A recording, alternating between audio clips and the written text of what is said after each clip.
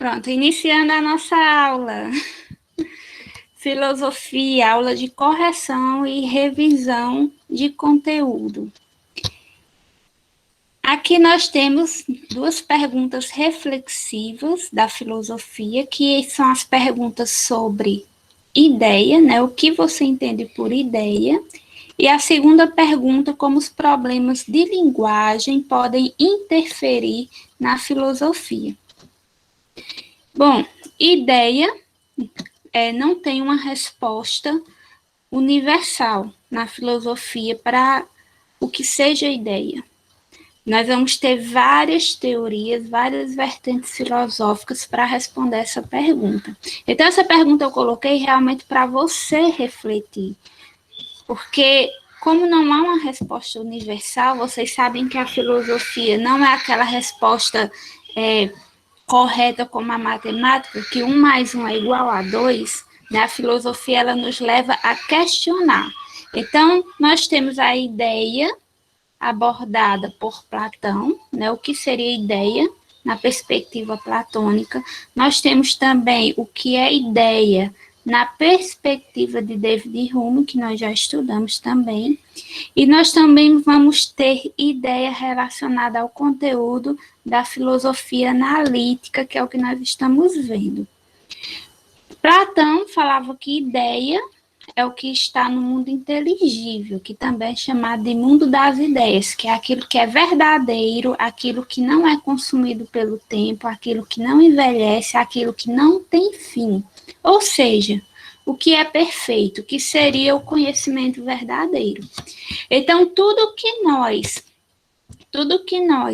conhecemos nesse mundo que nós vivemos, Platão fala que é uma ilusão, que a gente vive no mundo das ilusões, e nesse mundo das ilusões tudo chega ao fim. Por quê? Porque é uma ilusão, porque é falso. E no mundo das ideias tudo é perfeito, tudo é verdadeiro, nada chega ao fim. Então, o que a gente vive aqui é uma ilusão, as sombras, né, que ele faz até... ele traz até a ideia, né, do mito da caverna para demonstrar, fazendo uma analogia com esse mito, para demonstrar que o que nós vivemos aqui não é verdadeiro. Então, o conhecimento que nós possuímos aqui só é verdadeiro aquele que vem do mundo das ideias, ou seja, que vai estar relacionado com a nossa razão. Então, o que está relacionado com o sensível, que é por isso que ele chama de mundo sensível, porque sensível vai estar relacionado a quê? Aos sentidos do nosso corpo, né? Os nossos sentidos, os 5 sentidos que nós temos, né? Visão, audição, tato, olfato, paladar. Então, o que a gente aprende por meio dos sentidos, para Platão, é uma ilusão, não é uma ideia verdadeira das coisas. Então, a ideia vai estar relacionada ao mundo inteligível. E lembrando de David Hume, que a gente estudou ano passado, né? Platão a gente viu no primeiro ano. Ano passado a gente viu David Hume que ele falava sobre impressões e ideias. Não sei se vocês lembram. Alguém lembra aí o que é impressão e o que é ideia?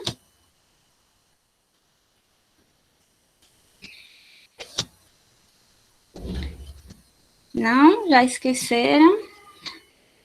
Bom, vamos relembrar, né? É importante. Impressão é aquilo que a gente vive no momento presente, no agora. E ideia, David Hume vai associar a lembrança. Então, quando você está vivendo algo, você está tendo a impressão, que é o primeiro contato que você está tendo com aquilo. E depois, o que ficar na sua mente sobre aquilo, que é aquilo que você vai poder ter acesso por meio da sua memória, é o que ele chama de ideia. Perceba que é bem diferente da teoria de ideia de Platão, né? Bem diferente. Então, por exemplo, uma criança, ela vê uma fruta pela primeira vez. Ela vê uma fruta, digamos, ela vê uma laranja. Aí ela aprende que essa fruta se chama laranja. E aí depois, uma pessoa fala a palavra laranja. Aí ela vai lembrar vai ver na mente dela a fruta. Então, essa visão na memória seria a ideia para David Hume, certo? Só relembrando aqui. E na filosofia analítica, a ideia vai estar relacionada com a forma como as coisas são representadas para nós. Na aula passada, eu tinha colocado para vocês o exemplo da Lua, né? Na aula passada, eu coloquei a imagem de duas pessoas olhando para a Lua. Uma olhava para a Lua e tinha uma lembrança o quê? De algo apaixonado, né? Lembrava algo romântico. E a outra olhava para a Lua com um olhar científico, né? Da Lua ser o satélite natural da Terra. Então, essas eram o quê? Duas ideias diferentes sobre a mesma coisa. Então, percebam que a questão das ideias, a questão do conceito de ideia se modifica muito na filosofia, né? Então, realmente, são questões para você refletir, né, sobre o que você considera como ideia, né, para você. E a segunda, como os problemas de linguagem podem interferir na filosofia. Gente, essa daí foi uma questão reflexiva muito fácil, né? Como é que pode interferir? A linguagem, ela é um ponto crucial para a filosofia, porque toda a filosofia antiga, nós temos acesso a ela por meio do uso da linguagem escrita. Então, a filosofia, ela utiliza da linguagem escrita, o que traz a importância de se saber expressar de forma correta para que não haja uma má interpretação. Né? Como a gente viu, existem vários problemas de linguagem, e se algo é escrito deixando esses problemas permanecerem, posteriormente, as pessoas que forem ler aquilo depois não vai entender o que está sendo, o que está escrito ali.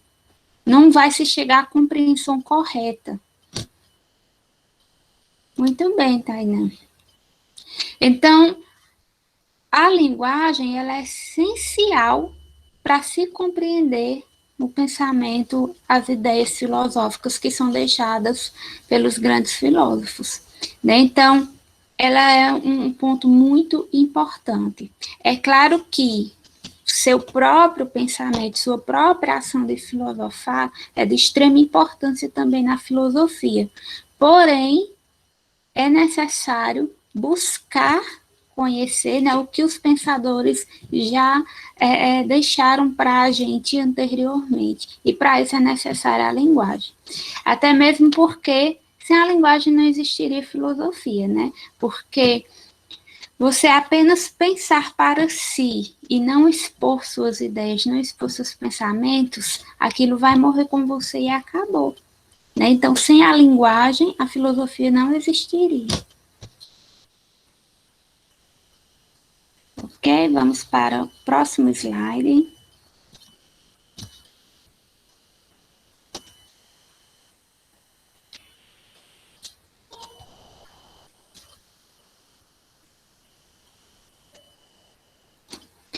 Exatamente, Luana, né? Pode interferir no entendimento que se quer passar para as pessoas, justamente, né? E aí vocês vivenciam isso, né? Quando vocês vão fazer redação, que você tem que buscar passar o seu pensamento, né, para a pessoa que vai ler a sua redação. E aí, se você não passar da forma correta, a pessoa vai compreender outra coisa totalmente diferente, né? E a gente percebe o quanto a linguagem ela é complexa.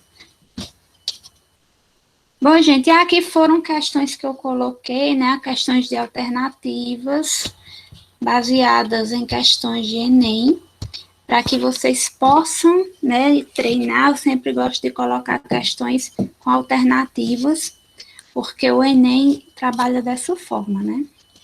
Então, nós tivemos a terceira questão que fala o seguinte: entendendo-se que referência ao próprio objeto E o sentido, que está relacionado à representação subjetiva que damos às coisas e ao próprio objeto. Assinale a alternativa que corresponde a um exemplo, o qual geraria problemas de compreensão por possuir mais de uma referência e mais de um sentido. Então, aqui nós temos na letra A, brinco com os meus amigos. A palavra brinco, por ela estar com a frase completa, brinco com os meus amigos, você não vai confundir com o brinco de usar na orelha, né? Então, brinco com os meus amigos já ficou uma frase bem clara, então não é a alternativa A. Muitos suspiros por alguém. Nessa frase você já sabe de que suspiro está se tratando, né? Porque também tem o doce, né, chamado suspiro. Se tivesse só a palavra suspiros, você não ia saber que tipo de suspiro seria. Agora, a letra C, a manga é verde. A manga é verde. Dá para saber que manga está se falando aí?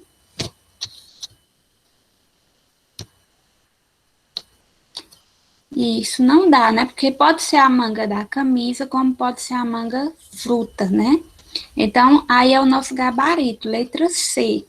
Letra D, a maçã do rosto está suja, também está bem clara. Agora, se a frase fosse, a maçã está suja, já ia gerar uma confusão, né? A maçã caiu da árvore, aí também já sabemos que se trata da fruta, né? Porque a maçã do rosto, se fosse cair, né, iria cair você, né? Não a maçã do seu rosto iria cair de uma árvore, isso não tem como, né? Então, nós temos aqui a nossa resposta.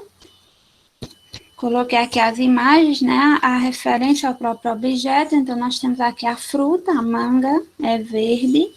Pode ser tanto essa manga, quanto também pode ser a manga da camisa, né? Então, a referência, o próprio objeto, e o sentido seria a palavra manga.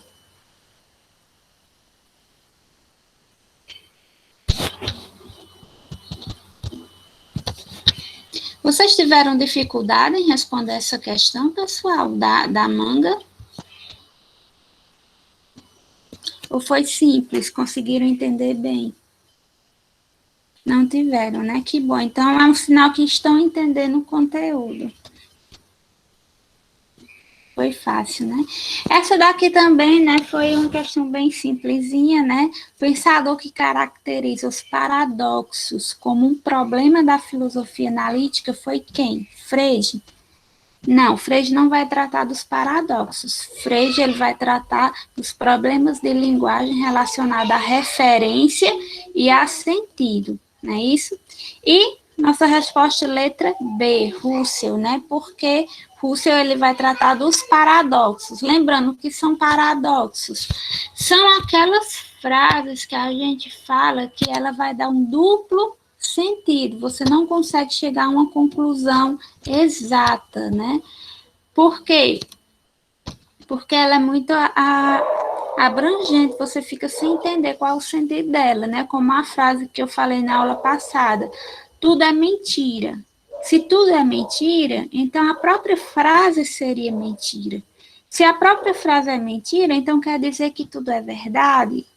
Ou tudo é mentira, menos a frase. Aí você fica confuso, sem conseguir compreender ao certo, né, a conclusão dessa frase. Então, é um paradoxo, né?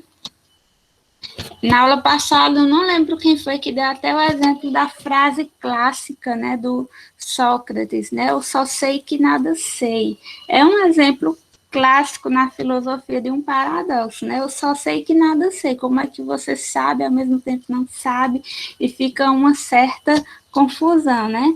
Foi Dulce, isso. Né? Então, é um exemplo clássico, né, para vocês verem, né, que a própria filosofia, né, ela acaba trazendo os seus problemas de linguagem, por isso que surgiu, né, a filosofia analítica para tentar resolver esses problemas e evitar que eles aconteçam.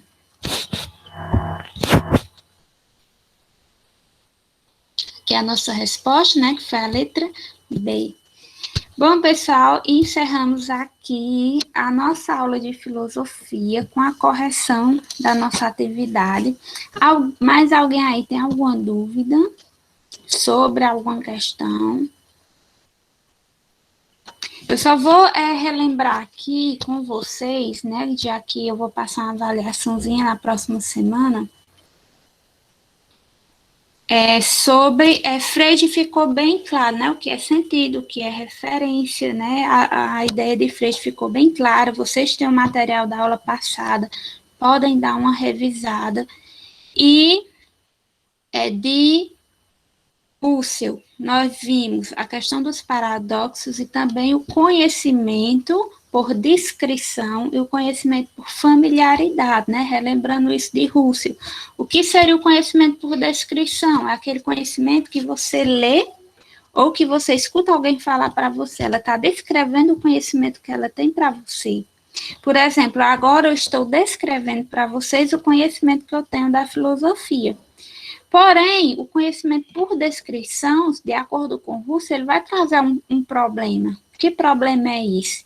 Vai estar inserido nesse conhecimento algo relacionado a mim mesma, vai ter subjetividade nesse conhecimento por descrição. Como assim? Vou dar um exemplo. Digamos que eu vou para um restaurante. E aí eu vou para um restaurante, nesse dia eu não tive sorte, peguei o garçom que me atendeu era um garçom que estava passando por problemas, e nesse dia ele estava muito estressado e me atendeu muito mal. E aí eu falo para alguém que aquele restaurante, o atendimento é muito ruim, que eu não gostei de ir lá, e aconselho a pessoa a não ir. Só que aí a pessoa vai e ela já é atendida por outro garçom, é atendido melhor, atendimento é excelente, e aí o conhecimento que ela vai ter sobre o lugar é diferente do conhecimento que eu tive. Então, o que eu falei para ela, a descrição que eu dei do lugar, do mau atendimento, vai estar relacionado à minha própria vivência. Então, quando você lê algo sobre um determinado lugar, uma descrição sobre alguma coisa, vai estar relacionado à própria vivência da pessoa também. Né? Então, é como se você lê a descrição sobre um país. Vai estar descrito o que aquela pessoa observou de mais importante, mas só que aquilo pode ser para você de outra forma. Então, o conhecimento por descrição vai conter subjetividade da própria pessoa. E o conhecimento por familiaridade, não, porque é você mesmo que está vivenciando, é você mesmo que está conhecendo aquilo. Certo? Deu para relembrar? Conhecimento por descrição e por familiaridade? Sim. Ótimo, pessoal. Então, encerrando aqui a nossa aula de filosofia.